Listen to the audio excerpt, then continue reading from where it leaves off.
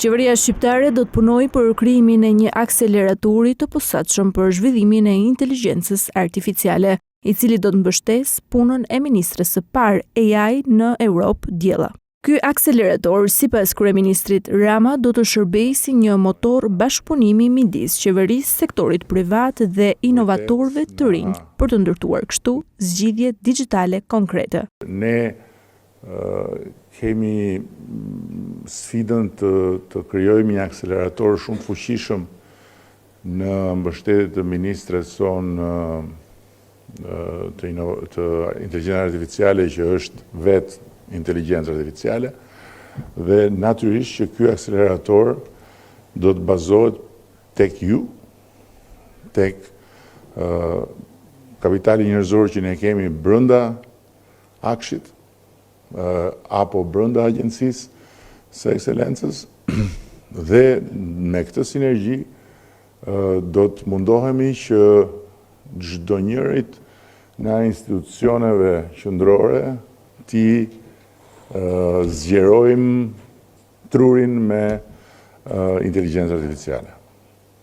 Ky është plani. Deklarata e kryeministrit u bë gjatë forumit të investimeve Bashkimi Evropian Ballkani Perëndimor në Tiranë, ku u mbajt hackathon i rajonal i inteligjencës artificiale 2025, me pjesëmarrjen e 161 inovatorëve nga Ballkani dhe diaspora. Aktiviteti synon zhvillimin e ideve dhe startupeve që përdorin inteligjencën artificiale për përmirësimin e shërbimeve publike dhe jetës së qytetarëve. Gjatë fjalës së tij, kryeministri Rama theksoi se inteligjenca artificiale është mundësia më e madhe për të bërë Shqipërinë pjesë të garës globale në teknologji. Kjo do të thotë që duam që startupet, inovatorët të kenë mundësi të aksesojnë institucionet dhe duke aksesuar institucionet të kenë mundësi të shohin nga afër problematikat, por edhe të shfrytëzojnë të dhënat e tyre, të shfrytëzojnë statistikat e tyre, të shfrytëzojnë të gjitha të brumë që pastaj është baza e zgjidhjeve përmes inteligjencës artificiale dhe të krijimit të modeleve të inteligjencës artificiale.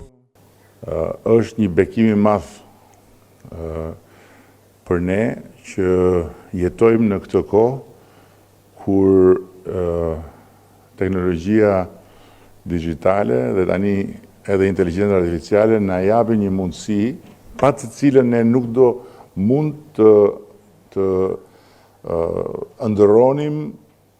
që të kapnim majat. Sepse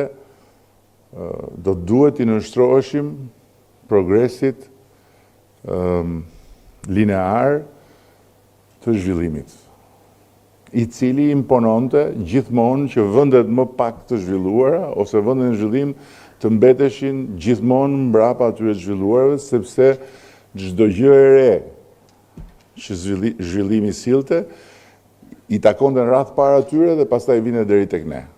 Në përmbyllje të këtij aktiviteti u njoftua se fituesit e hackathon do të përfaqësojnë Shqipërinë në një garë ndërkombëtare në Finland, si pjesë e rrjetit të inovacionit të Bashkimit Evropian.